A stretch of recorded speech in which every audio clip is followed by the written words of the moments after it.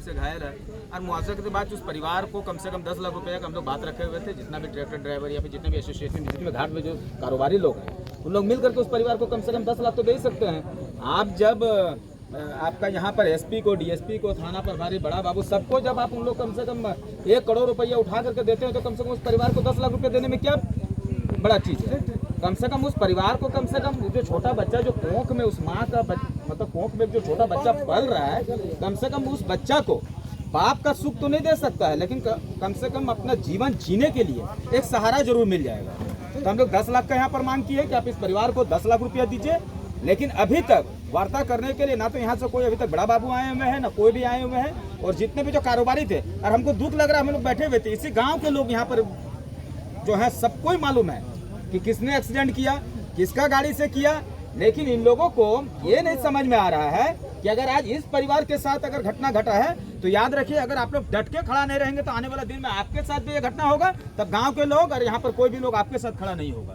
इसीलिए मुआवजा का बात है, अगर सब लोग थोड़ा थोड़ा का अगर मिला करके इस परिवार को पैसा दे देता तो कम से कम इस परिवार के पास एक बड़ा रकम हो जाएगा और वो छोटा बच्चा को मतलब जीवन जीने के लिए एक सहारा मिल जाएगा। तो क्या लग रहा है, ये जो एक्सीडेंट बालू गाड़ी किए हैं ये बड़े पैमाने पर यहाँ देखने को मिल रहा है कि बालू चल रही है, जबकि एनजीटी टीम की ओर से बंद किया गया हो। आप एक मीडिया पर बंधु हैं, देश का चौथा स्तंभ है। आप कभी हाईवे पर जाइएगा, हाईवा सब है, ट्रैक्टर सब है, इतना तेज रफ्तार से जाता है कि अगर आप उनसे लिफ्ट मांगने के लिए अगर मतलब हाथ दीजिएगा तो आपके ऊपर चक्का चढ़ा करके पार कर जाएगा। इन लोग का इतना मनमानी बना हुआ, उन लोग को डर लगता है कि नहीं मेरा गाड़ी को कोई रोक देगा। तो जाहिर सी बात है कि अगर वो गाड़ी ब्रेक नहीं करता है, इसका मतलब है कि अवैध रूप से बालू का खनन हो रहा है, एनजीटी लगा हुआ है। सरकार का नियम के तहत आप बालू को नदी से अभी नहीं उठा सकते हैं, लेकिन इसके बावजूद भी आप लोग कैमरा में जाते वक्त कवर भी कर लीजिएगा कि देख लीजिएगा नाव लगा हुआ है, नाव के माध्यम से बालू का अवैध खनन किया जा रहा है, बालू को निकाला जा रहा है। और एक मोटा दाम पर बाजार में या फिर जो भी अगवा आवास या फिर प्रधानमंत्री आवास जो आता है उससे लोगों का घर बनाने का काम करता है। तो गरीब कौन हो रहा है? मान लीजिए कि आपका अगवा आवास का आपका 1.5 लाख 2 लाख रुपया राशि आता है, और अगर मान लीजिए कि वो बालू को एक ट्रैक्टर बालू को अगर 4,000 5,000, और आपका जो हाईवा है मैं उसका भी दाम बता दे रहा हूँ, आप धनबाद क्षेत्र या सुदूर ग्रामीण क्षेत्र में चल जाइए, आपको 24 से 25,000 रुपया में हाईवा में मतलब बालू मिल रहा है। अगर ये वैध है, मान लीजिए कि आप इसको वैध कहते हैं, पुलिस प्रशासन कहते नहीं चलान लेकर के आ रहा है, तो चलान लेके आ रहा है तो फिर बालू का इतना मोटा रकम क्यों वसूली किया जा रहा है? पुलिस के पास इतना मोटा रकम कहाँ से पहुँच रहा है? अगर वैध है तो जाहिर सी बात, अगर पुलिस का आप सहारा लेकर के पुलिस को पैसा दे रहे हैं या फिर बीडीओ सीओ सबको अगर पैसा मोटी रकम दे रहे हैं तो जाहिर सी बात है यह अवैध है। तो इसलिए हम सरकार से गुहार करेंगे कि ये बालू सबको आप अगर एक उचित टेंडर निकालिए, एक उचित टेंडर, ताकि लोगों को सस्ता रूप में बालू मिल सके। से लगातार प्रयास की जा रही है कि वार्ता हो जाए, आखिर बालू माफिया वार्ता के लिए नहीं आ रहा था, क्या उन लोगों को लगता है? नहीं तो फिर एक चीज कहते हैं ना कि इसमें नुकसान आपका है। आप नहीं वार्ता पर आइएगा तो हम लोग भी प्रत्येक दिन आपको गाड़ी रोकने का काम करेंगे। हम उम्मीद करते हैं कि गांव के लोग भी साथ जरूर दीजिएगा। आप लोग इस चीज में क्यों डरते हैं कि नहीं बालू अगर मान लीजिए रुक जाएगा तो मेरा रोजी रोटी मतलब छिना जाएगा? याद रखिएगा, आज आप 600 रुपया कमा रहे हैं, जिस दिन आप बालू को रोकिएगा, माटी आपका है, ये बालू आपका है, तो याद रखिए आने वाला दिन में 1200 रुपया कमाइएगा। लेकिन रोजगार सीधे आपके हाथ में जाना चाहिए, ये नहीं कि माफियाओं के हाथ में जाना चाहिए, दलालों का हाथ में जाना चाहिए।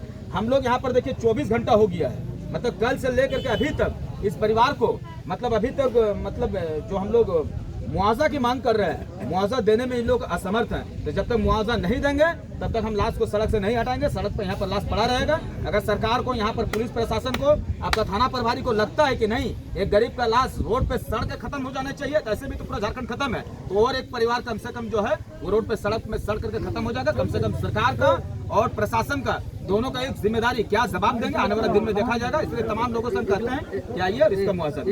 अगर वार्ता खत्म हो जाती है तो फिर अवैध तरह से बालू चलना स्टार्ट हो जाएगा या फिर क्या करेगी जेल के? नहीं, वार्ता अगर मान लीजिए कम से कम एक परिवार के लिए वार्ता खत्म होता है, लेकिन जो हम लोग झेल रहे हैं, जो गरीब जनता झेल रही है, मैं आपके चैनल के माध्यम से कह देता हूं कि कल तो रविवार फुटेज में हम लोग कवर कर लिए हैं, डीसी साहब को भी देंगे कि किस प्रकार से नाव से बालू को उठाया जा रहा है और ट्रैक्टर और हाईवा के तहत भेजा जाता है। और एक दिन में इधर बालू माफिया से पकड़ा जाएगा। गोविंदपुर में कम से कम एक पुलिस वैन खड़ा कर दे, निरसा चौक में एक वैन पुलिस खड़ा कर दे, और आपका टुंडी के पास जो निकलता है एक वैन पुलिस खड़ा कर दे।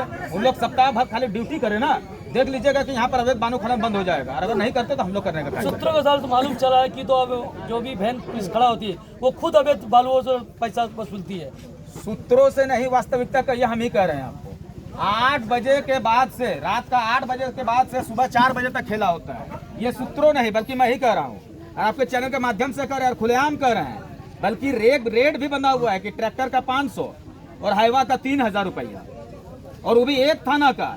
अगर गोविंदपुर थाना प्रभारी अगर लेते हैं 3000 रुपया, तो टुंडी थाना लेते हैं 3000 रुपया, यानी 3 6000 रुपया, और 500 रुपया आपका ट्रैक्टर का है। यानी हर थाना, जितना थाना का बॉर्डर को क्रॉस करते हैं 500 रुपया आपको देना होगा। और जैसे उन लोग 500 रुपया पुलिस को देते हैं, वो 500 रुपया पब्लिक के ऊपर ऐड हो जाता है कि पब्लिक से किस प्रकार से लेना है। क्योंकि बालू हमारी जरूरत का चीज है, हमको घर बनाना है, हॉस्पिटल बनता है, भवन बनता है, कोई भी कार्य होता है तो बालू का जरूरत पड़ता है। इसीलिए पुलिस लोग चाहते हैं, पुलिस अब शाम को आइए ना, आइएगा एक बार रात में, हम आप लोगों को फोन करेंगे, देखिएगा निधड़ल्ले से हाईवा कितना पार होता है। और पुलिस सब मतलब ऐसा उन लोग अपना मानसिकता को नीचे गिरा लिए हैं कि ड्राइवर सब हाथ से उठा करके पैसा को फेंक दिया जाता है और पुलिस उसके पीछे पीछे दौड़ जाकर के उस पैसा को उठाते हैं। ये है वास्तविकता। फिर किस आधार पर कह रहे हैं कि 3 पेट्रोलिंग गाड़ी को 3 जगह लगा दिया था, तो फिर वो बालू को रोक लगा देगी, हो सकता है वो फिर पैसा ले। उनका रोजगार चलता है। एक एक थाना से 10 लाख, 12 लाख, 15 लाख, 20 लाख रुपया का वसूली हो रहा है। 12, 15, 20 लाख का एक रात का थाना प्रभारी का वसूली है।